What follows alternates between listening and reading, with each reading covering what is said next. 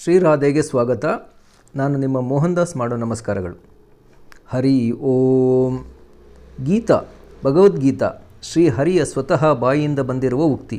ಸಾಧಾರಣವಾಗಿ ರಚಿಸಲ್ಪಟ್ಟ ಕಾವ್ಯವೋ, ನಾಟಕವೋ, ಟಿಪ್ಪಣಿಯೋ ಅಥವಾ ಆತ್ಮಾವಲೋಕನವಾಗಿರದೆ ಪವಿತ್ರವಾದ ಮಹಾಭಾರತದ ಭೀಷ್ಮ ಪರ್ವದ ಅಧ್ಯಾಯ 25ರಿಂದ 42ರವರೆಗಿನ 18 ಅಧ್ಯಾಯಗಳು ಒಂದರ ಹಿಂದೆ ಒಂದರಂತೆ ಕೂಡ ಕುತೂಹಲಕಾರಿಯಾಗಿ ರಚಿಸಲ್ಪಟ್ಟ ಗ್ರಂಥವೇ ಶ್ರೀಮದ್ ಭಗವದ್ಗೀತಾ ಎಂದಾಯಿತು.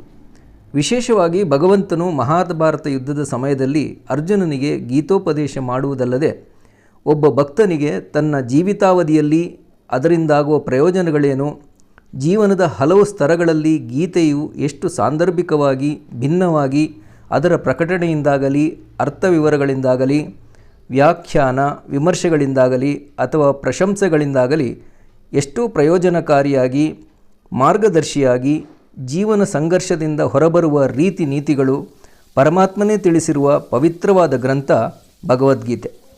ಸತ್ಯ ಸಂಗತಿಗಳ ಸಾರ ಹಾಗೂ ಆತ್ಮವಿಶ್ವಾಸಗಳನ್ನು ಹೆಚ್ಚಿಸುವ ವೇದ ಸಾರಗಳಿಂದ ಒಳಗೊಂಡ ಜೀವನದ ಅವಿಚ್ಛಿನ್ನವಾದ ಕಷ್ಟಗಳನ್ನು ಕೇವಲ ಪಠಣೆಯಿಂದ ಮಾತ್ರ ಅಥವಾ ಶ್ರವಣದಿಂದ ಮಾತ್ರ ನಿರ್ಲಿಪ್ತರನ್ನಾಗಿ ಮಾಡುವ ಭಕ್ತರಿಗೆ ಅಮೃತಪಾನವೆಂದೇ ಹೇಳಿರುವ ಗೀತಾಸಾರ ವಿಭಿನ್ನವಾದುದು ಹಾಗೂ ಆಪ್ಯಾಯಮಾನವಾದುದು.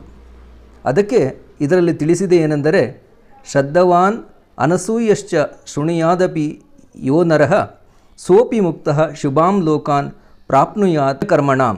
ಅಂದರೆ ಯಾವ ವ್ಯಕ್ತಿಯು ನಮ್ಮೊಳಗೆ ನಡೆದ ಈ ಸಂವಾದವನ್ನು ಶ್ರದ್ಧೆಯಿಂದಲೂ ಅಸೂಯಾರಹಿತನಾಗಿ ಕೇಳುತ್ತಾನೋ ಅಂಥವನು ತನ್ನ ಎಲ್ಲ ಪಾಪಕರ್ಮಗಳಿಂದ ಮುಕ್ತನಾಗಿ ಪುಣ್ಯಕರ್ಮಿಗಳು ವಾಸಿಸುವ ಶುಭಂ ಲೋಕವನ್ನು ಹೊಂದುತ್ತಾನೆ.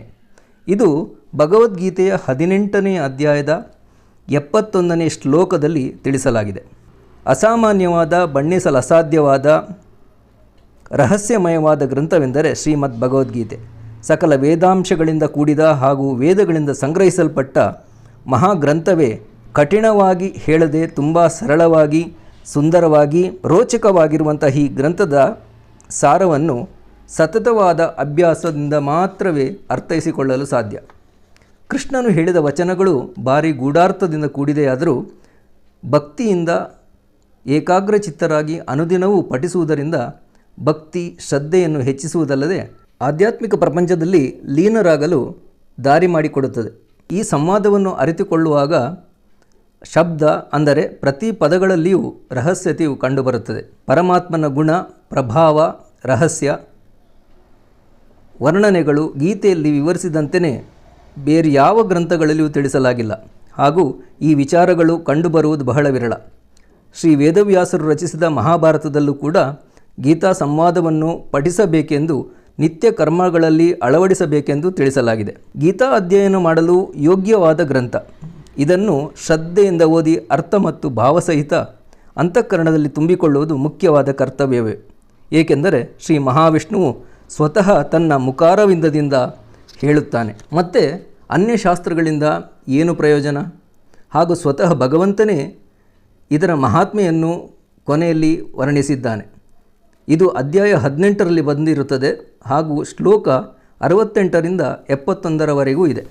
ಶ್ರೀಕೃಷ್ಣ ಹೇಳುತ್ತಾನೇನೆಂದರೆ, ಯಯಮಂ ಪರಮಂ ಗುಹ್ಯಂ ಮದ್ಭಕ್ತೇಶ್ವ ವಿದಾಸ್ಯತಿ ಭಕ್ತಿಮಯಿ ಪರಮಾಂ ಕೃತ್ವ ಮಾಮೇ ವೈಶ್ಯತ್ಯ ಸಂಶಯ. ನನ್ನಲ್ಲಿ ಪರಮ ಪ್ರೇಮವನ್ನಿಟ್ಟು ಈ ಪರಮ ರಹಸ್ಯಯುಕ್ತವಾದ ಗೀತಾಶಾಸ್ತ್ರವನ್ನು ನನ್ನ ಭಕ್ತರಲ್ಲಿ ಹೇಳುವವನು ನನ್ನನ್ನೇ ಪಡೆಯುತ್ತಾನೆ, ಇದರಲ್ಲಿ ಯಾವ ಸಂಶಯವೂ ಇಲ್ಲ. ಹಾಗೂ ಯಾವ ವರ್ಣದವನಾದರೂ ಆಶ್ರಮದವನಾದರೂ ಸರಿ, ಅವನು ಭಗವಂತನಲ್ಲಿ ಭಕ್ತಿಯುಳ್ಳವನಾಗಿರಬೇಕು ಹಾಗೂ ತನ್ನ ಭಕ್ತರಲ್ಲಿಯೇ ಪ್ರಚಾರ ಮಾಡಬೇಕಾಗಿಯೂ ಕೂಡ ಆಜ್ಞಾಪಿಸಿದ್ದಾನೆ. ನನ್ನ ಪರಾಯಣರಾಗಿ ಪರಮಗತಿಯನ್ನು ಕೂಡ ಪಡೆಯುವರು ಅಂದಿದ್ದಾನೆ ಶ್ರೀಕೃಷ್ಣ.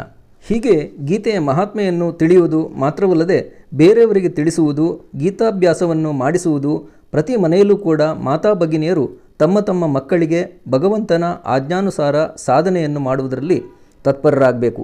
ಕ್ಷಣಿಕವಾದ ಭೋಗಗಳಲ್ಲಿ ಆಸಕ್ತಿ ಹೊಂದದೆ ತಮ್ಮ ಜೀವನದ ಅಮೂಲ್ಯವಾದ ಅಲ್ಪ ಸಮಯವನ್ನಾದರೂ ಭಗವದ್ಗೀತೆಯ ಅಧ್ಯಯನ, ಶ್ರವಣ, ಮನನ ಮಾಡುವುದರಲ್ಲಿ ಬಳಸಿಕೊಳ್ಳಿ. ಭಗವಂತನಲ್ಲಿ ಆಕರ್ಷಿತರಾಗಿ ಮೋಕ್ಷವನ್ನು ಪ್ರಾಪ್ತಿ ಮಾಡಿಕೊಳ್ಳಿ ಅಂತ ಹೇಳ್ತಾ, ಹರೇ ಕೃಷ್ಣ, ಹರೇ ಕೃಷ್ಣ. ಸ್ನೇಹಿತರೆ, ಶ್ರೀರಾಧೆ ಚಾನೆಲ್ನ ಎಲ್ಲ ವಿಡಿಯೋಗಳನ್ನು ವೀಕ್ಷಿಸಿ ಸಬ್ಸ್ಕ್ರೈಬ್ ಮಾಡಿದವರು ಸಬ್ಸ್ಕ್ರೈಬ್ ಮಾಡಿ, ಲೈಕ್ ಮಾಡಿ, ಶೇರ್ ಮಾಡಿ. ಧನ್ಯವಾದಗಳು. ನಮಸ್ಕಾರ.